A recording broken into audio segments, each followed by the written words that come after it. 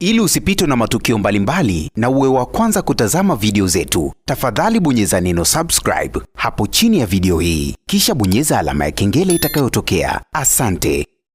Mama Dangote, mama kipenzi wa msanii Diamond Platnumz, siku leo ameshindwa kuvumilia, au tunaweza kusema ameweza kuwararua vibaya wale wote ambao wanamzungumzia mtoto wake vibaya kwenye mitandao ya kijamii, wengine wakiwa wanadai Diamond Platnumz ameweza kumuibia nyota yake msanii Jay Melody, na hilo sakata limeweza kutrend kwenye mitandao ya kijamii, kila mtu akiwa analizungumzia kwa namna ya tofauti tofauti. Tunafahamu wazi jambo ambalo Diamond alilifanya, tunaweza kusema anajutia, kwa sababu huenda alifanya kwa wema, alimshika tu kichwa Jay Melody kwamba ni kijana anajua kuimba, kama vile tu kumsifia, lakini tafsiri yake kwa mashabiki imekuwa tofauti, kwamba Diamond kwa nini amshike kichwa Jay Melody?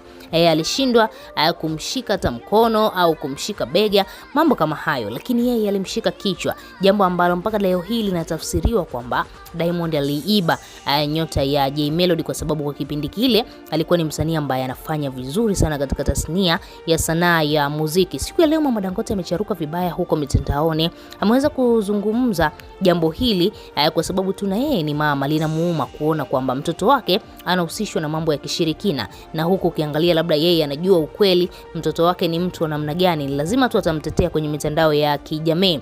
Mama Dangote ameweza kuandika ujumbe mrefu sana kupitia katika peji yake ya Instagram. Ameweza kupost picha ya Diamond, alafu akaweka ujumbe huo akasema, kwani mtoto wangu aliwakosea nini? Akaweka emoji, akasema mbona kila siku maneno hayaishi kwake? Akasema huyo Jay Melody kabla hajakutana na Diamond alikuwa msanii mkubwa, muacheni mtoto wangu, naumia kama wazazi wengine, mpumzisheni, hamjui anapitia nini. Unaweza kuona huu ni ujumbe wa mama, ni ujumbe mzito sana ambao tunaweza kusema Mama Dangote umetoa moyoni. Ameona kile kitu ambacho mtoto wake anapitia.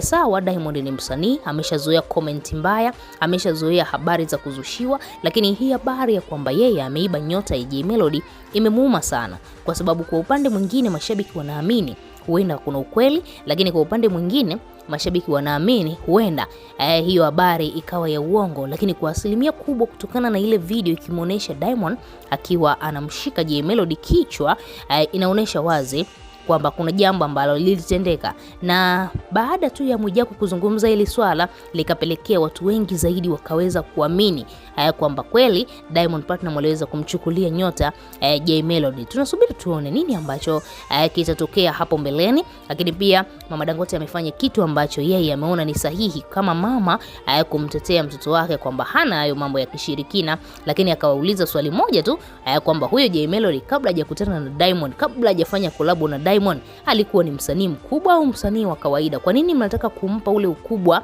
ambao hajawahi kuwa nao, kwamba Diamond ameushusha ukubwa wake? Wewe kama shabiki unalipo la kuzungumza, tuachie maoni yako, lakini pia usisahau kubonyeza neno subscribe.